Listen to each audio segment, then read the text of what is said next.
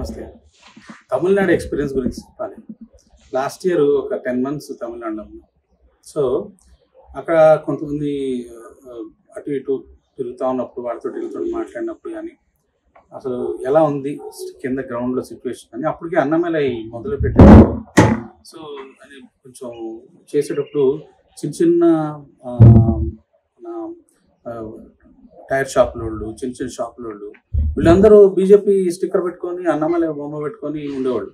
Stun అయిపోయాను. అయితే కానీ కొంత స్ట్రాంగ్ ఫోర్స్ అక్కడ అది మన డీఎంకే ఫోర్స్ కదా! అంటే డీఎంకే ఒకటే కాదు. ఈ ద్రవిడియన్ పార్టీస్ బేసికల్‌గా. సో, ఈ ఒకళ్ళ ఇంటికెళ్ళినప్పుడు బయట వినాయకుడి బొమ్మ ఉంది. లోపలికెళ్ళిన తర్వాత జీసస్ క్రైస్ట్ బొమ్మ, పెరియార్ బొమ్మ, తర్వాత ఈ కృష్ణుడి బొమ్మ. చూసారా? ఆయన డీఎంకే లీడర్ అండి. సో, ఎట్లా స్పిరిచువాలిటీలో సెక్యులరిజం తీసుకురావడం అంటే ఇదే అన్నమాట బేసిక్‌గా. ఈ రకంగా చేయడానికి కారణం మన హిందువుల్లో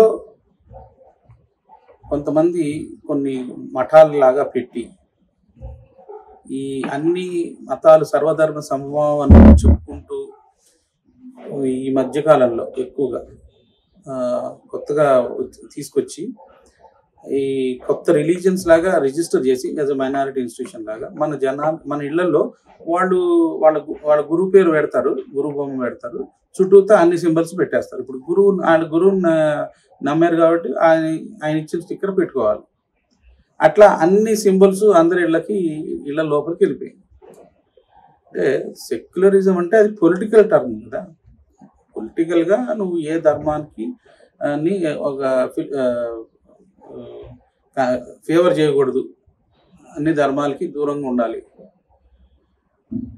అమెరికాలో అయితే అట్లాగే ఉండేది. ఇప్పుడు పొలిటిక్స్ టెంపుల్స్లో తీసుకొస్తే టెంపుల్కి రికగ్నిషన్ పోయింది. ఏది వాళ్ళకున్న ఈ ఎన్జిఓ ట్రస్ట్ రికగ్నిషన్ పోయి వాళ్ళు ఇంకా వాళ్ళ అకౌంట్లో అన్ని ఫ్రీజ్ అయిపోతాయి. పాలిటిక్స్ తీసుకురాకూడదు. ఎవరన్నా సెనేటర్ని రమ్మంటే కూడా రారు టెంపుల్స్కి. ఏదైనా పండగ చేసుకుంటున్నాం అంటే కూడా పండగకి రారు. ఏదో న్యూ ఇయర్ సెలబ్రేషన్ ఏదో ఇట్లా అంటే వస్తారు తప్పితే. ఎందుకంటే I'm politician, I cannot participate in religious events అని చెప్పేస్తారు. సో, ఇప్పుడు తమిళనాడులో జరుగుతుంది ఏంటంటే ప్రతి చోట ఒక్కొక్క భారతీయ జెండా చుట్టూ కూడా అన్ని చోట్ల పెట్టడం మొదలెట్టారు. చిన్నపిల్లల్ని పట్టుకొని జెండాలు పెట్టి తిప్పడం మొదలుపెట్టారు. ఇది లాస్ట్ ఇయర్ గురించి చెప్తున్నా. ఈ ఇయర్ నేను రేపు వెళ్తున్నా. వెళ్ళిన తర్వాత తమిళనాడుది రియల్ ఎక్స్పీరియన్స్ మీకు ఇస్తాను. ఓకే, ఇక్కడ ఏం జరుగుతుంది ఏంటంటే నాకు అక్కడ ఉన్నప్పుడు తెలిసిన విషయాలు కొన్ని ఉన్నాయి. ఎట్లా అంటే అన్నమలై బ్యాక్గ్రౌండ్ ఏంటి, అసలు ఆయనకి ఎట్లా ఇంత సపోర్ట్ ఎట్లా వస్తుందని చెప్పారంటే అక్కడ మేజర్ పవర్ఫుల్ ఇవి ఏంటంటే తేవర్స్ బాగా పవర్ఫుల్ అనమాట. అంటే వాళ్ళు ఒకప్పుడు చోళుల టైం నుంచి కూడా క్షత్రియులు. ఆ తేవర్ కమ్యూనిటీకి సంబంధించిందే జయలలిత పెట్టుకున్న శశికళ. ఆ శశికళ జయలలితకి ఇచ్చింది ఏంటి సపోర్టు? పొలిటికల్గా వాళ్ళ హస్బెండ్ని ఈమె ఇద్దరు కలిసి ఈ తేవర్ కమ్యూనిటీని హ్యాండిల్ చేస్తూ జయలలితని ముందు ఫేస్గా పెట్టి యాజ్ ఏ లీడర్గా పెట్టి మొత్తం చక్రం అంతా వీళ్ళు తిప్పేవాళ్ళు. ఆమె దగ్గర అంత చక్రం తిప్పేంత లేదు. ఆమె ఇండివిజువల్గా చేయగలుగుతుందేమో కానీ ప్రజల్ని కామన్ మ్యాన్ని చేయగలుగుతుందేమో కానీ ఆన్ ద గ్రౌండ్ మొత్తం చక్రం తిప్పుతా ఉంది ఈ Thevar community headed by Sasikala. So, ఈ తేవర్ కమ్యూనిటీకి సంబంధించిన వాడే ఓ పన్నీర్సెల్వం. ఓకే, శశికళ అందుకనే ఈ జైలుకి వెళ్ళే ముందు ఓపీఎస్ని కూర్చోబెట్టిపోయింది. ఎందుకంటే ఓపీఎస్ తేవర్. తర్వాత వెనక్కి తిరిగాడు. తర్వాత మళ్ళీ గౌండర్ని తీసుకొచ్చి ఈ ఈపీఎస్ని పెట్టారు. ఈపీఎస్ వచ్చి గౌండర్. సో, ఈ ఈపీఎస్కి కూడా చాలా స్ట్రాంగ్ మ్యాన్. ఓకే, గౌండర్ కమ్యూనిటీకి సంబంధించి so Annamalai is also Gounder community, అక్కడ పేర్చి పడింది అనమాట. సో ఇప్పుడు డైరెక్ట్గా ఇప్పుడు గౌండర్ కమ్యూనిటీని ఈ క్యాండిడేట్ అటాక్ చేయగలుగుతున్నాడు బాగా. ఈయన కూడా గౌండరే కదా అన్నామలై. సో యూత్ వీళ్ళందరూ బాగా కనెక్ట్ అయిపోతున్నారు. ఇక్కడ నుంచి స్ట్రెంగ్త్ డెవలప్ చేసుకొని ఓవరాల్గా జనాలను అందరినీ, ఎవరికైతే ఇంకా సనాతన ధర్మం మీద కనెక్షన్ ఉందో, ఎవరైతే ఇంకా మనం భారతదేశంతో కనెక్టెడ్గా ఉండాలనుకున్న వాళ్ళందరూ కూడా మెల్లింగా నేషనలిస్టిక్ ఓట్ ఇది అంటారు బేసికల్గా. వీళ్ళందరూ కూడా మెల్లిగా వీళ్ళకి ఒక ఆధారం దొరికినట్టుగా వీళ్ళు ఇప్పుడు అన్నామలై సైడ్ షిఫ్ట్ అవుతున్నారు. ఆఫ్ కోర్స్ ఆ షిఫ్ట్ అనేది ఒక ఓవర్ నైట్ జరగదు. అయితే తమిళనాడులో ఉన్నంత భక్తిభావాలు, మన హిందూ దేవతలకి ఉన్నంత భక్తిభావం ఎక్కడ నేను చూడలేం. అసలు ఎంత భక్తిభావంతో చేస్తారంటే అమేజింగ్ అనమాట. ప్రతి టెంపుల్లో అక్కడికి వచ్చే జనాలు కానీ ఇది కానీ. అయితే ఈ టెంపుల్స్ ముందు కూడా ఈ పెరియార్ బొమ్మ పెట్టి హిందీ దేవతలకి అగెనిస్ట్గా శ్లోకాలు అందులో రాసి, అంటే స్టేట్మెంట్స్ రాసి ఈ డిఎంకే వీళ్ళు ఎంత దౌర్జన్యం చేస్తున్నారంటే వీటిలన్నిటికీ ఒక తిరుగుబాటు మెల్లంగా తమిళనాడులో కనపడతాం.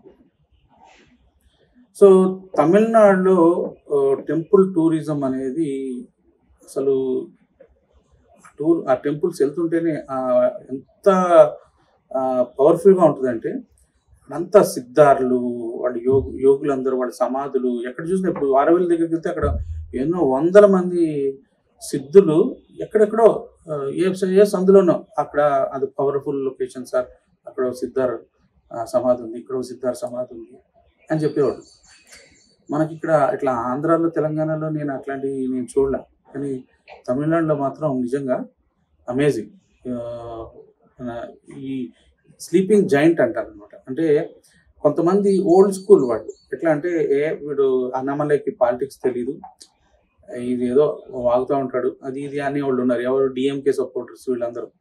అంటే వీళ్ళకి పాలిటిక్స్ అంటే హిందూ దేవతల్ని అగెనిస్ట్గా మాట్లాడాలా, సనాతన ధర్మంకి అగెనిస్ట్గా మాట్లాడాలా, క్రిస్టియన్స్ని పొగడాలా, క్రిస్టియానిటీని పొగడాలా, ముస్లిమ్స్ని పొగడాలా, వాళ్ళని హత్తుకోవాలా. ఇదొకటే కాన్సెప్ట్ అనమాట. హిందువుల్ని నీచంగా చూడాలా, అదే politics. That is how you can win easily. ఎందుకంటే ఇది ఒక ఈ సెగ్మెంటే చాలా ఎక్కువ ఉంటుంది. ఒక 30-40% నిజంగా తమిళనాడులో నేను చూస్తూ ఉంటే, ఈ ఎస్పెషలీ కన్యాకుమారి సైడు, ఈ కోస్టల్ బెల్ట్ ఎన్ని తిరుగుతుంటే ఎక్కడ చూసినా కూడా చర్చిలు వచ్చేసినాయి బాగా. కొన్ని ఏరియాస్లో అసలు గుళ్ళు కనపడట్లే. అది వాళ్ళు ఎస్పెషల్లీ కోస్టల్ బెల్ట్ మొత్తం కన్వర్ట్ చేసేసారు క్రిస్టియానిటీకి.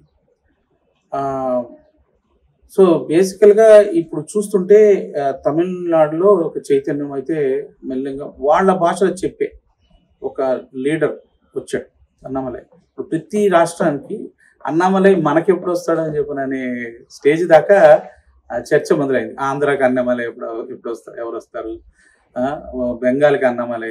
సో బెంగాల్లో దొరికిపోయాడు అసలు. యాక్చువల్గా అక్కడ సుబేందు అధికారి బాగానే చేస్తున్నాడు, బెంగాల్కి అయిపోయింది. సో ఇంకా పంజాబ్కి రావాలి వాళ్ళకి, పంజాబ్లో లేరు ఇంకా అన్నామలై టైప్ బీజేపీ వాళ్ళకి.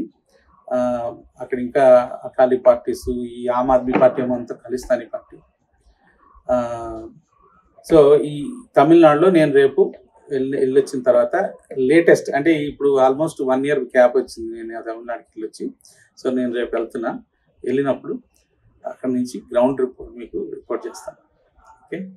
సో తమిళనాడులో బీజేపీకి ఇప్పుడు కన్జర్వేటివ్గా 4 నుంచి 5 చెప్తున్నారు మిగతా వాళ్ళందరూ. నేను కూడా 4 ఇచ్చాను యాక్చువల్గా బీజేపీకి.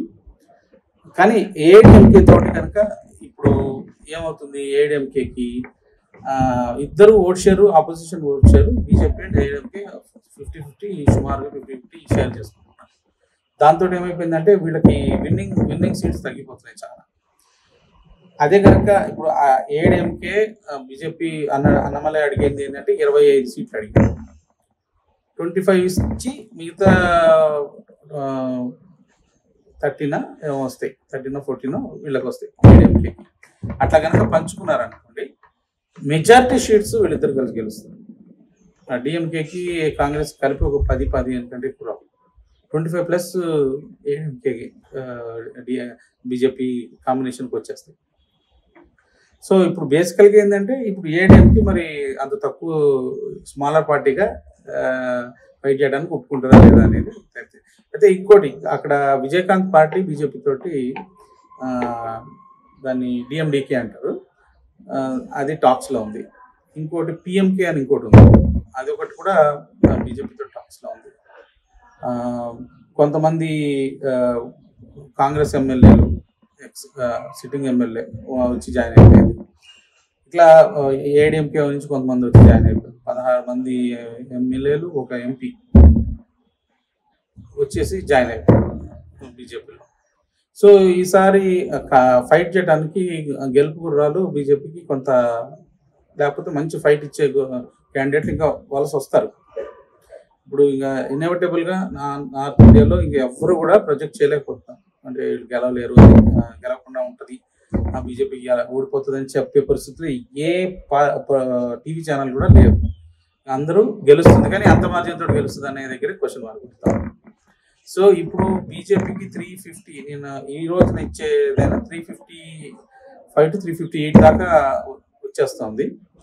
సో బీజేపీ ఎలా, సో వచ్చే కొంది తమిళనాడులో అలయన్సెస్, ఆంధ్రాలో అలయన్స్, పంజాబ్లో అలయన్స్ ఏదైనా జరిగితే కనుక బీజేపీ విల్ క్రాస్ 370 టార్గెట్ పెట్టినట్టుగా. సో ఎన్డీఏకి ఈసారి కంఫర్టబుల్గా 400+ వస్తున్నాయి. ఓకే, సో ఓట్ షేరు బీజేపీకి అప్రాక్సిమేట్లీ ఒక 43% దాకా only BJP by it self వచ్చే అవకాశం, అంత చేంజ్ వస్తుంది. అంటే లాస్ట్ టైం 38 వచ్చింది, ఈసారి 43, ఇంకొక 5% ఎడిషన్ అయ్యే అవకాశం ఉంది. రామ్ జన్మభూమి ఎఫెక్ట్ ఇదంతా. సో ఈ ఇండియా టుడే వీళ్ళందరూ 40 ఇస్తున్నారు, 40+, బట్ అది బిఫోర్ రామ్ జన్మభూమి ఇనాగ్రేషన్. సో ఇప్పుడు ఆఫ్టర్ రామ్ జన్మభూమి నేను మీకు ఇస్తున్న ఎస్టిమేషన్ 43. ఓకే, ఇట్లా మేము ఈచ్ స్టేట్ మీద సపరేట్గా వీడియోలు తీస్తూ ఉంటాను. మీరు అందరూ సబ్స్క్రైబ్ చేసుకొని వీడియోస్ షేర్ చేసి మన హిందూ చైతన్యం వెలిగేలాగా మన భారతంలో మీరు అందరూ కృషి చేస్తారని చెప్పి ఆశిస్తూ సెలవు తీసుకుంటాను. జై హింద్.